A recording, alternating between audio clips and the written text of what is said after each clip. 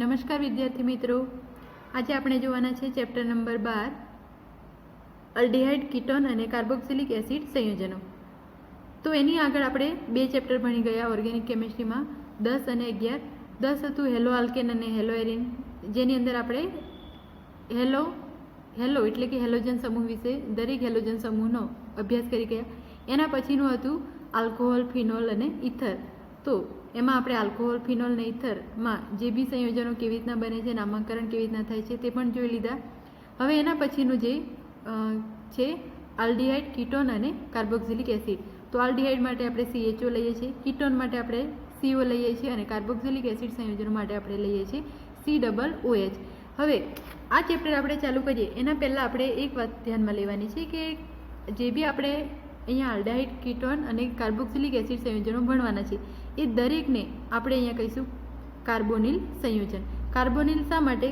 કારણ કે કાર્બોનિલ એટલા માટે કે દરેક જે સમૂહ છે એની અંદર CO ગ્રુપ રહેલો છે, CO સમૂહ રહેલો છે. તો દરેક ફંક્શનલ ગ્રુપની અંદર આને આપણે કહીશું ફંક્શનલ ગ્રુપ. તો ફંક્શનલ ગ્રુપ કયા કયા છે?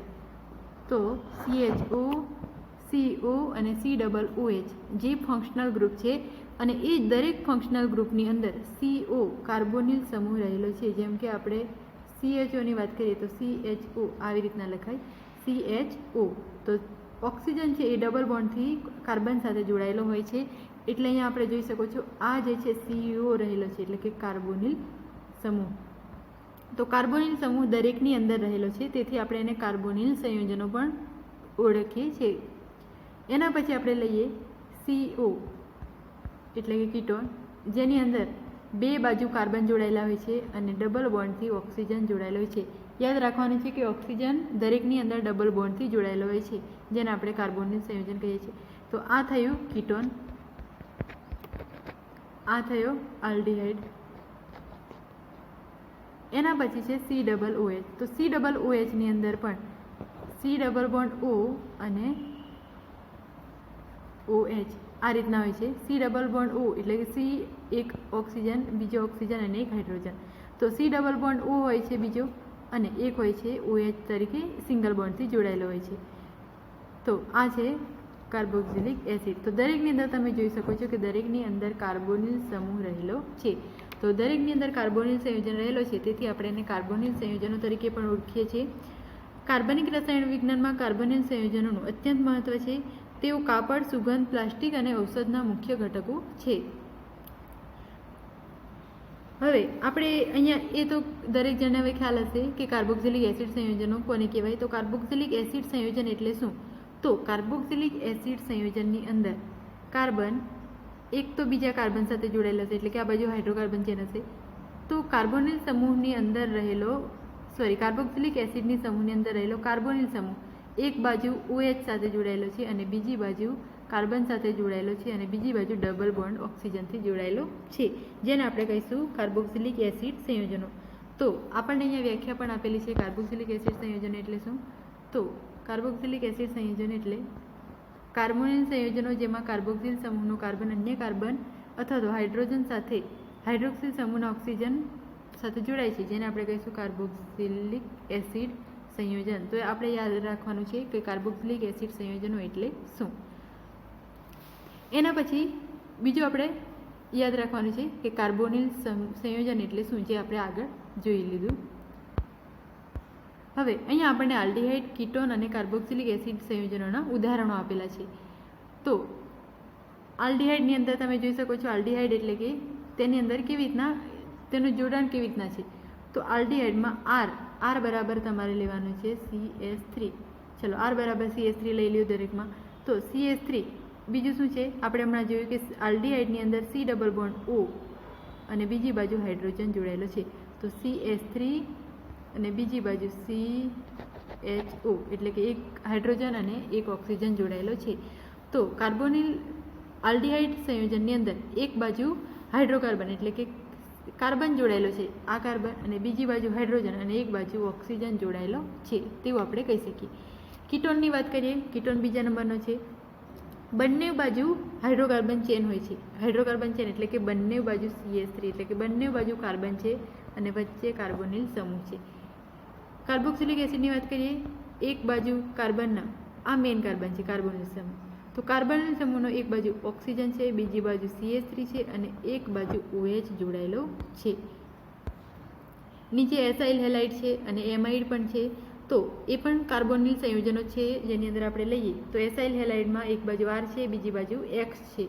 એસાઇલ હેલાઇડ, અહીંયા હેલાઇડ જ્યારે આવે ત્યારે કાર્બોનિલ સમૂહની જોડે હેલોજન સમૂહ જોડવાનો છે, જેને આપણે કહીશું હેલાઇડ સંયોજનો. તો એસાઇલ હેલાઇડ, અને આપણે કહીએ એસાઇલ હેલાઇડ, એસાઇલ ક્લોરાઇડ એ પણ કહી શકીએ. એમાઇડ, એમાઇડની અંદર યાદ રાખવાનું છે NH2 હોવો જોઈએ. તો અહીંયા કાર્બોનિલ સાથે CONH2 રીતે જોડાયેલો છે, જેમાં C double bond O NH2 અને એક બાજુ હાઇડ્રોકાર્બન છે એટલે કે R4CH3 જોડાયેલો છે, તો જેને આપણે એમાઇડ સંયોજનો કહીશું. એના પછી એસ્ટર માટે આપેલું છે C ડબલ બોન્ડ OOR. હવે એસ્ટરનું શું છે તો C ડબલ O, એસ્ટર માટે આપણે લખીએ છીએ જે રીતના કીટોનનો CO છે એવી રીતના એસ્ટરનો છે C ડબલ O, જેમાં એક કાર્બન સાથે એટલે કે એક R સાથે જોડાયેલો છે, એક ડબલ બોન્ડથી ઓક્સિજન છે અને એક OR R, ચલો આને આપણે ડેશ લઈ લઈએ C double O R dash. બીજી બાજુ છે એસિડ એનહાઇડ્રાઇડ, તો એસિડ એનહાઇડ્રાઇડ માટે છે R એટલે કે CH3 C double O CO CH3. તો અહીંયા આપણે બધા નહીં જોવાના, અહીંયા આપણે જોવાના છે 3 મેઇન આલ્ડીહાઇડ, કીટોન અને કાર્બોક્સિલિક એસિડ સંયોજનો. તો આલ્ડીહાઇડ, કીટોન અને કાર્બોક્સિલિક એસિડ સંયોજનો વનસ્પતિ અને પ્રાણી સૃષ્ટિમાં વ્યાપક પ્રમાણમાં હોય છે.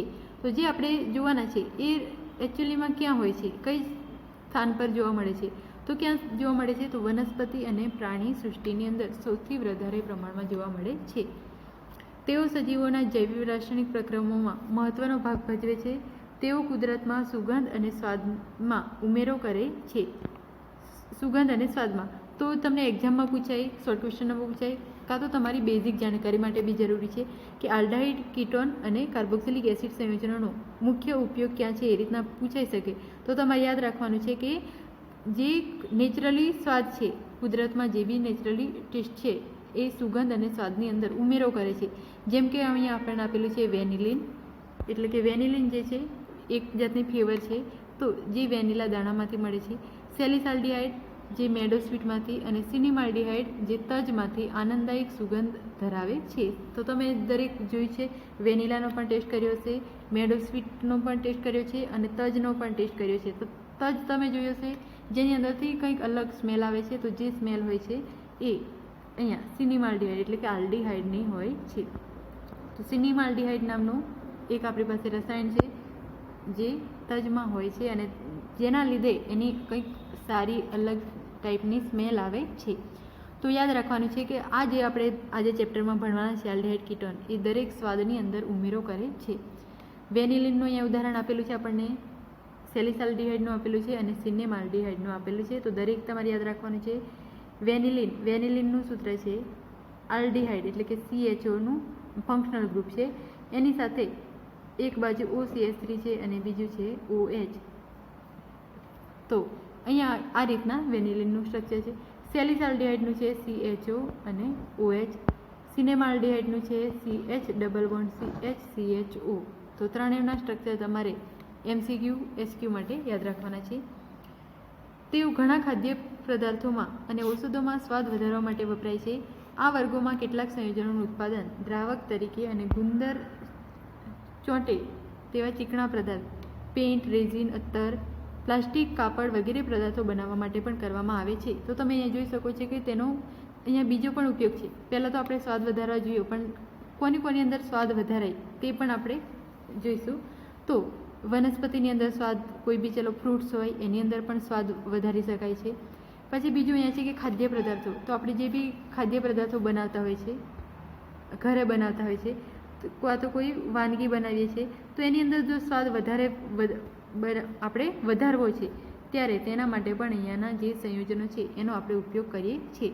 બીજું છે કે ચીકણા પદાર્થ, ગુંદર તરીકે પણ એનો ઉપયોગ થાય છે, દ્રાવક તરીકે પણ ઉપયોગ થાય છે. દ્રાવક તરીકેમાં આપણે લઈ શકીએ સૌથી વધારે સારું એસિટોન CH3 અને બીજી બાજુ પણ CH3 જેને આપણે એસિટોન કહીએ. તો એસિટોન છે એ દ્રાવક તરીકે, દ્રાવક એટલે કે પાણીની જગ્યા પર કોઈ એવો સંયોજન છે, જે પાણીમાં ડિઝોલ્વ નથી તેને ડિઝોલ્વ કરવા માટે આપણે એસિટોનને પણ લઈ શકીએ છીએ. તો સારા એવા દ્રાવક પણ છે. તો અહીંયા આપણે જોઈ લીધું તેની સામાન્ય જાણકારી.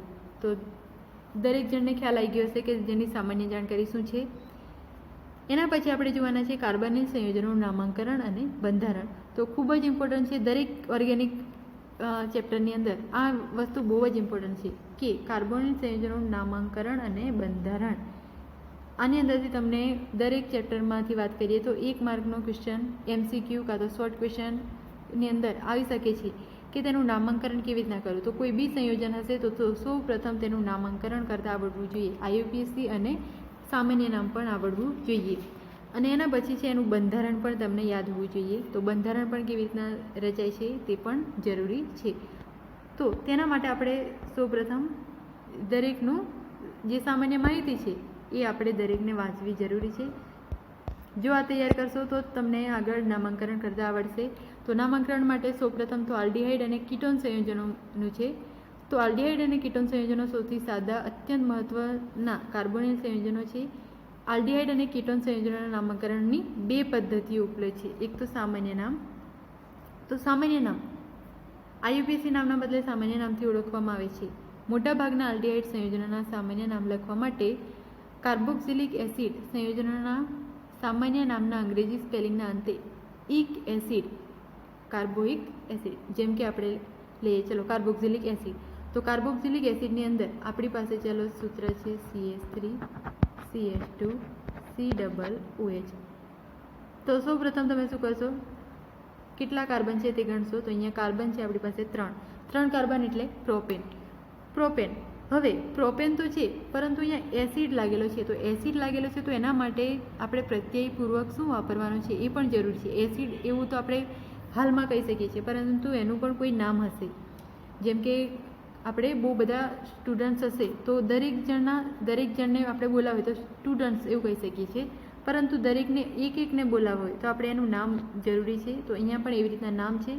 તો એસિડ સંયોજનોના નામ માટે એના અંતે એટલે કે પ્રત્યયમાં અહીંયા લાગે છે ઇક એસિડ, એટલે કે જેમ કે બેન્ઝોઇક.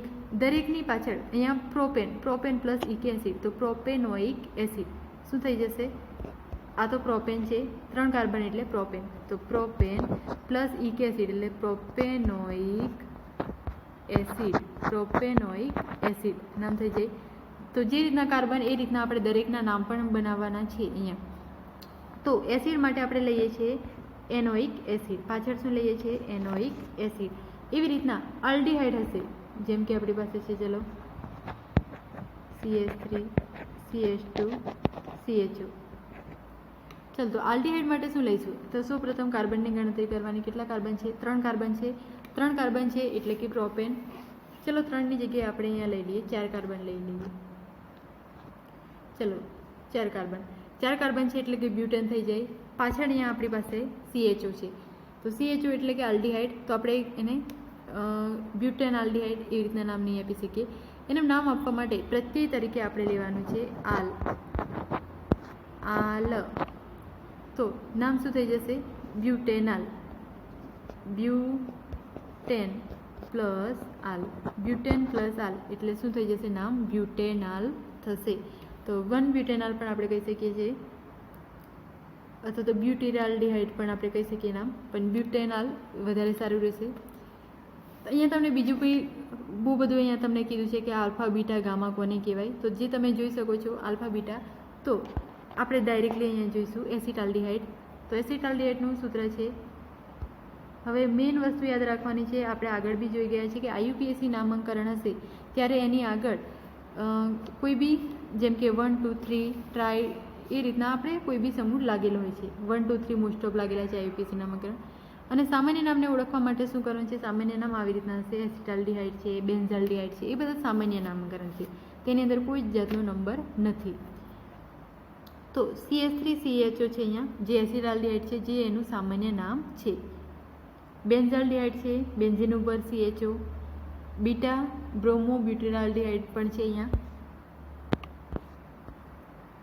કીટોન સંયોજનોની વાત કરીએ તો કીટોન સંયોજનમાં એસિટોન જે સામાન્ય નામ છે જેનું નામ થશે પ્રોપેનોન, 1 પ્રોપેનોન નામ થઈ જશે IUPAC. એસિટોફિનોન છે, પ્રોપિયોફિનોન છે, બેન્ઝોફિનોન છે. તો જે કીટોનના નામ છે એસિડનું આપણે સૌપ્રથમ જોયું. IUPAC નામ, તો IUPAC નામ આપવા માટે આપણે અહીંયા ઉદાહરણ છે ઇથેનોલ, 4 બ્રોમો 3 મિથાઇલ હેપ્ટેનોલ. તો આપણે અહીંયા જે જોયું ઇથેનોલ CH3CHO, આ જે છે CH3CHO છે, પરંતુ એને આપણે CH3C ડબલ બોન્ડ OH એવી રીતના લખેલું છે. તો આનું જ આપણે આગળ નામ સામાન્ય શું જોયું એસિટાલ્ડિહાઇડ. એનું જ IUPAC નામ શું છે ઇથેનોલ.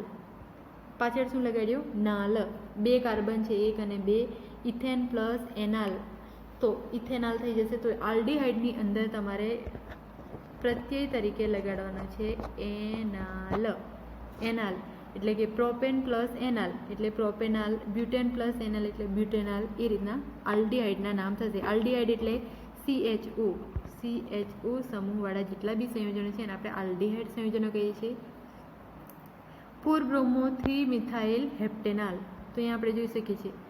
હવે નામાંકરણ કઈ બાજુથી આપવાનું છે, તો જે બાજુ ફંક્શનલ ગ્રુપ છે એ સાઈડથી આપણે નામ આપીશું. ફંક્શનલ ગ્રુપ આ છે CHO. તો 1 2 3 4 5 6 7, કુલ કેટલા છે 7 એટલે કે હેપ્ટેન. બીજું અહીંયા આપણે લઈશું આલ્ફાબેટ પ્રમાણે.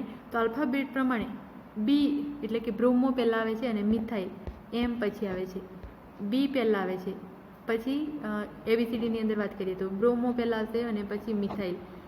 તો એટલા માટે આપણે નામ આપીશું 4 સ્થાન પર શું છે બ્રોમિન છે. તો 4 બ્રોમો 3 સ્થાન પર શું છે આ 1 થશે, 2 થશે, 3 અને 4. તો 4 બ્રોમો 3 પર શું છે મિથાઇલ છે અને આખું શું છે હેપ્ટેનોલ. તો 4 બ્રોમો 3 મિથાઇલ હેપ્ટેનોલ નામ થશે IUPAC. એના પછી છે બીજું IUPAC નામ જે આપણી પાસે રિંગની અંદર છે, સાયક્લોન છે. તો 3 મિથાઇલ સાયક્લોપેન્ટેનોન. તો આની અંદર પણ તમે નામ કેવી રીતના આપશો, હવે જે ક્રિયાશીલ સમૂહ છે ફંક્શનલ ગ્રુપ તેને આપણે ફર્સ્ટ નંબર આવે એવી રીતના આપણે નામ આપીશું. તો 1 2 3 4 5. ચલો, તો અહીંયા આપણે 3 મિથાઇલ સાયક્લોપેન્ટેનોન.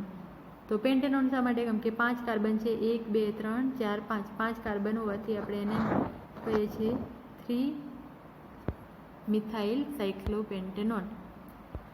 સાયક્લોહેક્ઝેન કાર્બાલ્ડિહાઇડ છે. તો પેન્ટેન અહીંયા જે 3 મિથાઇલ સાયક્લોપેન્ટેનોન છે એની અંદર તમે આ સાઈડથી નામમાં આપી શકો 1 2 3 4. આ રીતના સોરી નહીં આપી શકતા, અહીંયાથી આપશો 1 2 3 4 અને 5. સાયક્લોહેક્ઝેન કાર્બાલ્ડિહાઇડ છે જ્યાં CHOથી નામ આપવા પડશે. પેન્ટેન 2 વિનાલ છે, 1 ફિનાઇલ પ્રોપેનોન છે. તો આવી રીતના તમે દરેકના નામાંકરણ બનાવી શકો છો. અહીંયા બીજા પણ તમને ઉદાહરણ આપેલા છે અને કોષ્ટક 12.1ની અંદર સૌથી વધારે નામ આપેલા છે, જેમાં એકમાં સામાન્ય નામ છે અને બીજું છે IUPAC નામ. તો HCHO ને ફોર્માલ્ડિહાઇડ કહેવાય સામાન્ય નામ અને IUPAC નામ છે મિથેનોલ. એ રીતના હવે દરેક જો તમે આગળના જો IUPACના નામાંકરણ અને સામાન્ય નામાંકરણના મુદ્દા જો વાંચશો તો તમને દરેકના નામ બનાવતા આવડશે. અને દરેક નામ અહીંયા બનાવવા ઇમ્પોર્ટન્ટ છે. તો દરેક જણ મુદ્દા સારી રીતે વાંચે અને પછી જ નામાંકરણ બનાવવાની પ્રેક્ટિસ કરે. તો અહીંયા કોષ્ટક સાથે આપણે આજનો લેક્ચર પૂરો કરીએ છીએ. આશા રાખું છું કે દરેક જણ નામાંકરણ કેવી રીતના બનાવવાના છે તેના માટે સારી રીતે મુદ્દા વાંચીને આગળ વધે. All of you thanks.